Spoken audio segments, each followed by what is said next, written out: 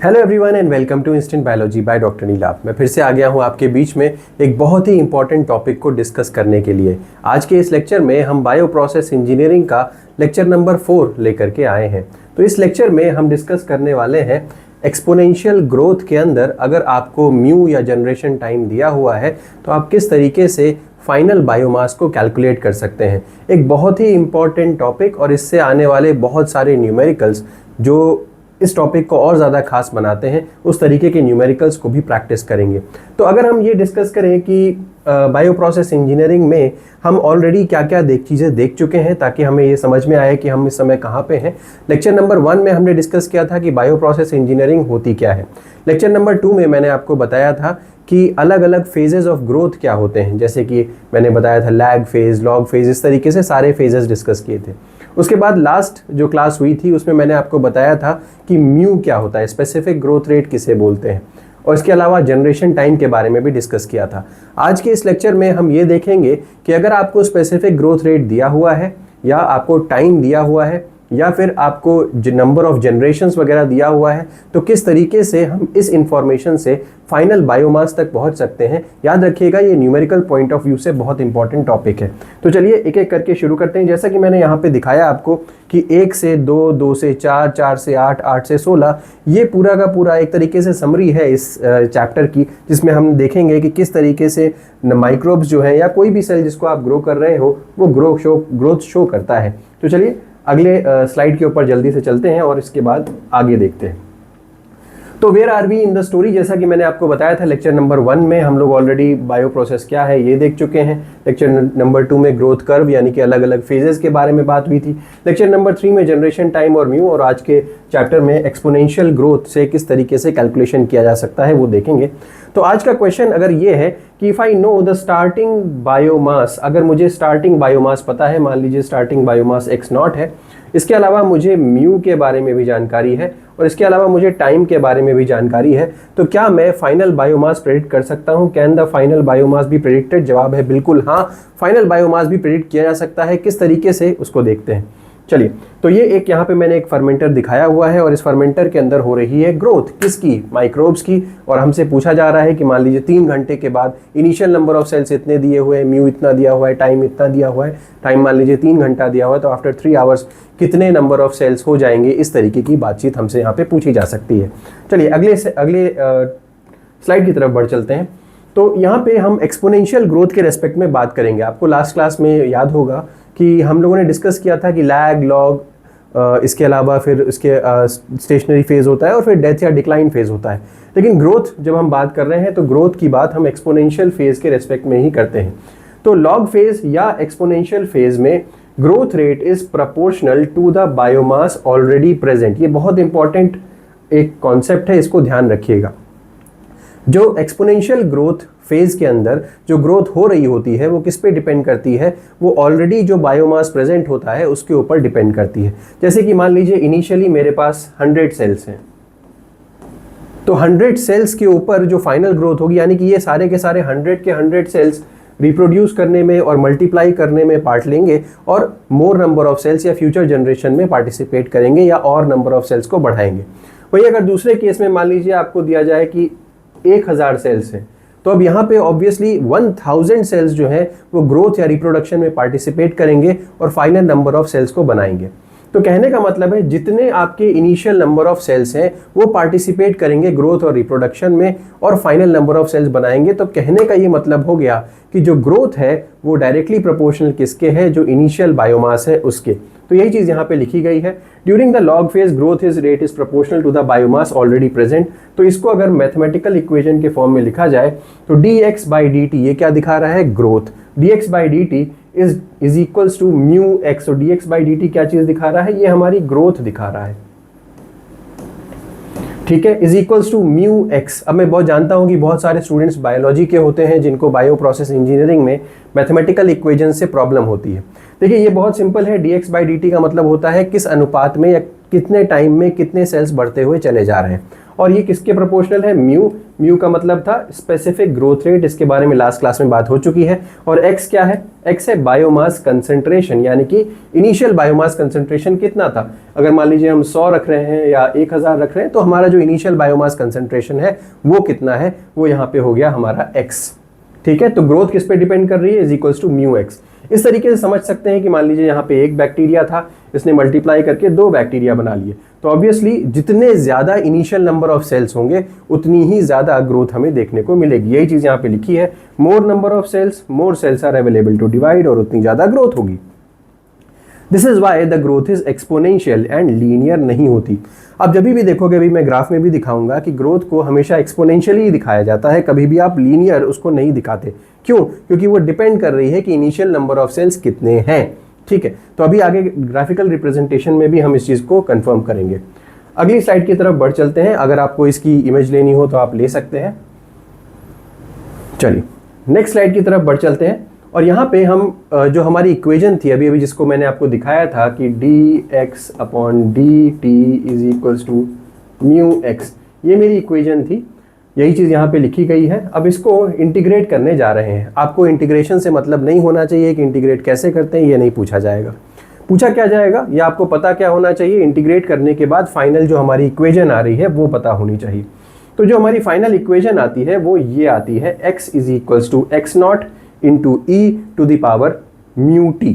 फिर से समझिए, x is equals to x not into e to the power mu T.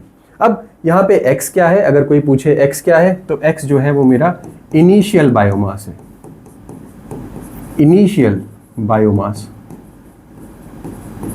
वहीं अगर कोई पूछे कि x0 क्या है या x0 क्या है, ये सॉरी मैं इसको दोबारा से लिखता हूँ, जस्ट अ मिनट, यस। तो अगर x कोई पूछे तो हमें यहाँ फाइनल लिखना चाहिए,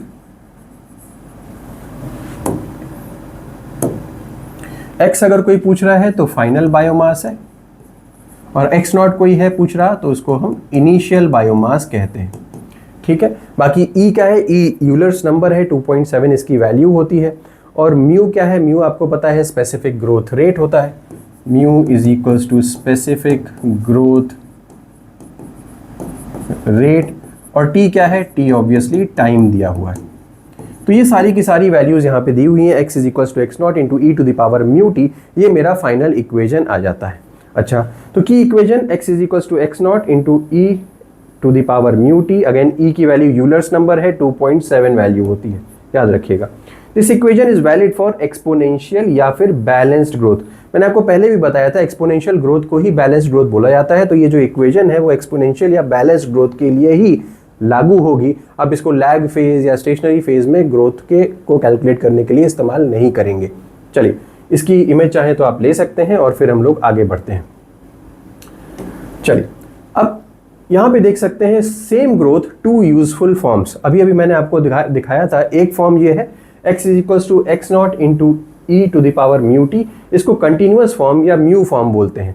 इस इक्वेशन का आप इस्तेमाल कब करेंगे, जब आपको क्वेश्चन में म्यू दिया हुआ है और टाइम दिया हुआ है। अब क्वेश्चन में आपको एनालाइज करना पड़ेगा क्या दिया हुआ है, उसके हिसाब से आपको इक्वेशन पुट करनी है। अगर आपको म्यू या टाइम दिया हुआ है तो कंटिन्यूअस फॉर्म यूज करिए, और अगर आपको जनरेशन टाइम या डबलिंग टाइम दिया हुआ है तो आप क्या कर सकते हैं, तो x is equals to x not into two to the power n use करेंगे।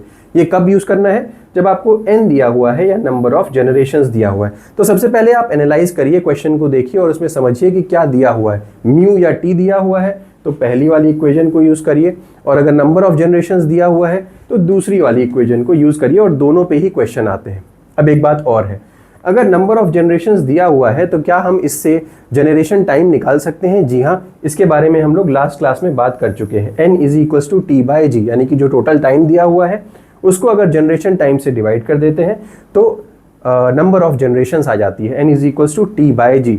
ठीक, दूसरा, अगर जनरेशन टाइम निकालना है तो जनरेशन टाइम का म्यू से भी रिलेशन होता है, स्पेसिफिक ग्रोथ रेट से भी रिलेशन है।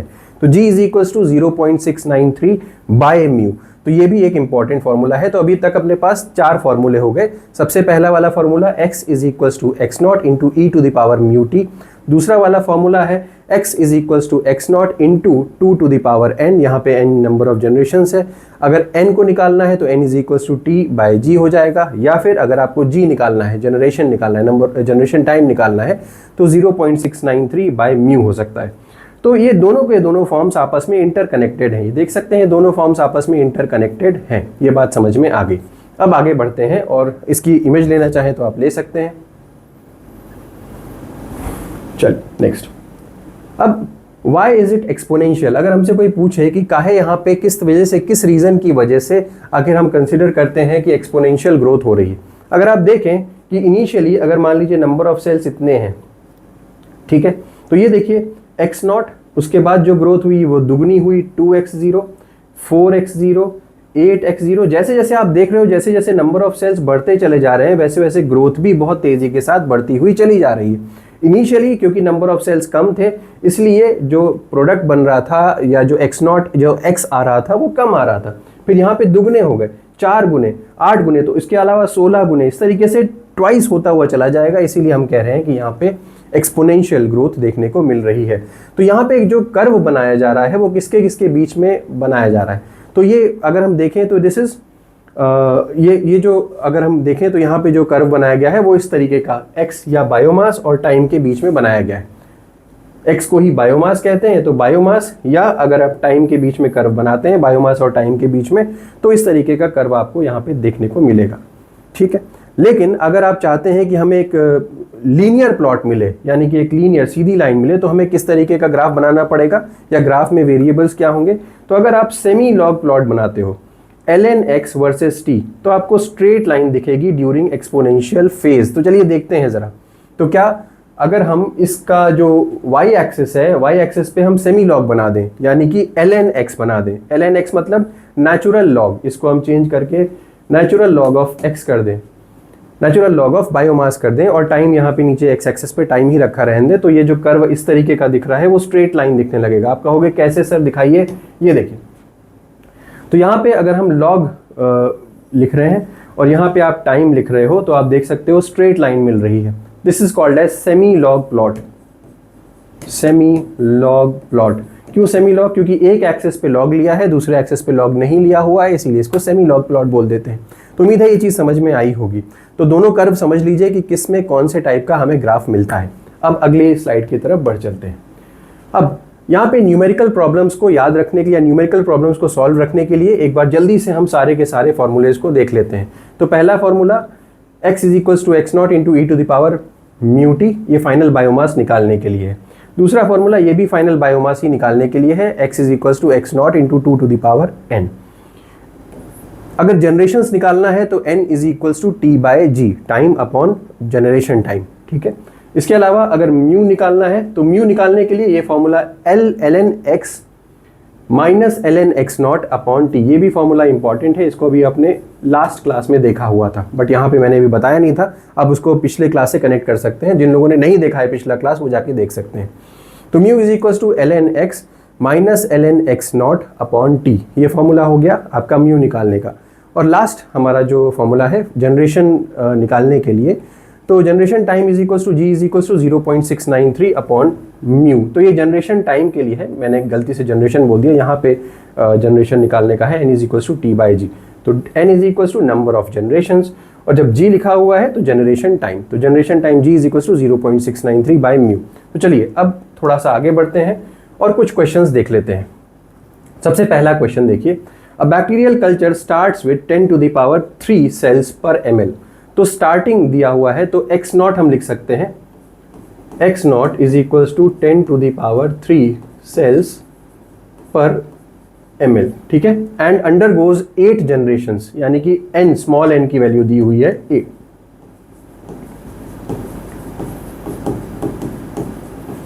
What will be the final cell concentration, यानी कि आपसे क्या पूछ रहा है, x पूछ रहा है।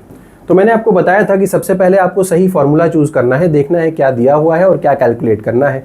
आपसे पूछा जा रहा है कि फाइनल बायोमास कैलकुलेट करो, तो आप फाइनल बायोमास कैलकुलेट करने के लिए दिया क्या हुआ है, नंबर ऑफ जनरेशंस दिया हुआ है। तो अगर आप फॉर्मूला याद करें तो फॉर्मूला था x is equals to x not into 2 to the power n, ये वाला फॉर्मूला लगेगा क्योंकि नंबर ऑफ जनरेशन हमें यहाँ पे दिया हुआ है। तो अब इस फॉर्मूले में हम इक्वेशंस, हम सारी चीज़ें अगर रख दें तो हमें 10 टू दी पावर 3 दिया हुआ है, x not 10 to the power 3 into 2 to the power 8 generation यहाँ पे हो जाएंगे। तो 2 टू दी पावर 8 कितना होता है, 256 होता है। तो ये क्या हो जाएगा, 256 इंटू 10 टू दी पावर 3, या आप इसको लिखना चाहें और अच्छे से तो 2.56 इंटू 10 टू दी पावर 5 ये हो जाएगा। तो 2.56 इंटू 10 टू दी पावर 5, या हमको 2 to the power 8 into 10 to the power 3 ये वाला जो सीधा सीधा हमें मिल रहा है, हमें कैलकुलेट करने की भी ज़रूरत नहीं थी। तो हम चाहें तो सीधे ये लिख सकते हैं 2 to the power 8 into 10 to the power 3। Correct option हो गया बी। ठीक है, तो उम्मीद है कि ये चीज़ समझ में आ गई होगी कैसे इसको कैलकुलेट किया गया है। चलिए अगले क्वेश्चन की तरफ बढ़ चलते हैं। आप चाहें तो इसका एक इमेज ले सकते हैं। Okay, next question number 2। यहाँ पे म्यू और टाइम के रेस्पेक्ट में क्वेश्चन दिया हुआ है। तो देखिए, a culture has x not 0.5 ग्राम पर ml एंड म्यू दिया हुआ है 0.30। तो हम लोग लिख लेते हैं यहाँ पे एक्स नॉट दिया हुआ है 0.5 ग्राम पर लीटर और म्यू दिया हुआ है कितना, 0.30 आवर इनवर्स। ठीक है, अब हमसे पूछ क्या रहा है, what will be the biomass concentration after 4 hours, यानी कि टाइम भी दिया हुआ है कितना, 4 आवर्स दिया हुआ है ऑफ एक्सपोनेंशियल ग्रोथ। 4 घंटे एक्सपोनेंशियल ग्रोथ के बाद क्या बायोमास होगा, ये पूछा जा रहा है। सबसे पहले चूज द करेक्ट इक्वेशन। आप सबसे पहले तो इक्वेशन सही चूज करिए। अब जाहिर सी बात है आपको अब तक इक्वेशन याद हो गई होगी। तो इक्वेशन क्या थी, x is equals to x not into e to the power mu t, ये इक्वेशन थी। तो आप देख सकते हैं x is equals to x not into e to the power mu t, ये वाली इक्वेशन यहाँ पे लगेगी। अब लेकिन जल्दी से इसको कैलकुलेट करना है। तो हमसे क्या पूछा जा रहा है, what will be the biomass concentration. तो आपसे x की वैल्यू पूछी जा रही है, फॉर्मूला लगा दीजिए यहाँ पे। तो x not into e to the power mu t हो गया। तो यहाँ पे हमें क्या दिया हुआ है, एक्स नॉट दिया हुआ है 0.5 इंटू ई की वैल्यू होती है 2.7, या हम अभी ई ही लिख देते हैं। म्यू टी का अगर देखें तो म्यू है 0.30 मल्टीप्लाइड बाई टाइम दिया हुआ है 4।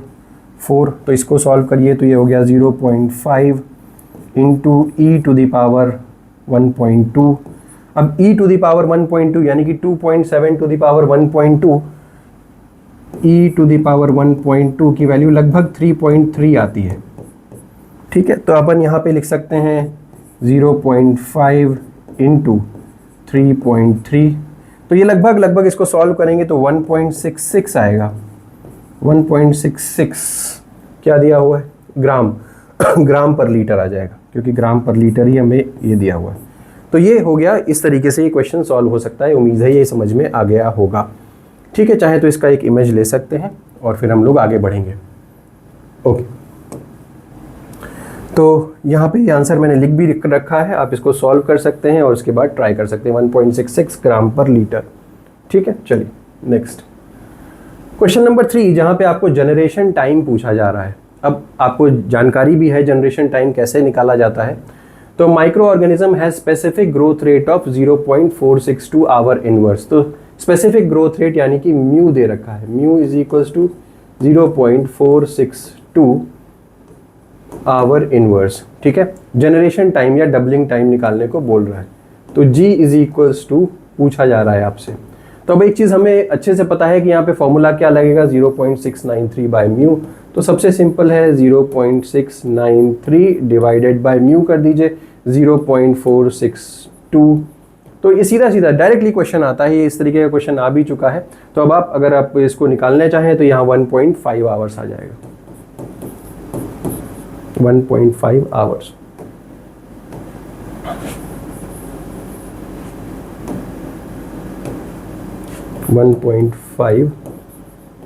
आवर ये आ जाएगा।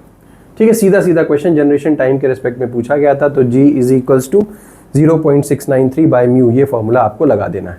तो उम्मीद है क्लियर है। अब अगले क्वेश्चन की तरफ बढ़ चलते हैं। अच्छा, एक बात और है, कॉन्सेप्ट एक बार समझिए। अगर आप हायर म्यू समझ रहे हैं तो इससे जी के ऊपर क्या परिवर्तन आएगा।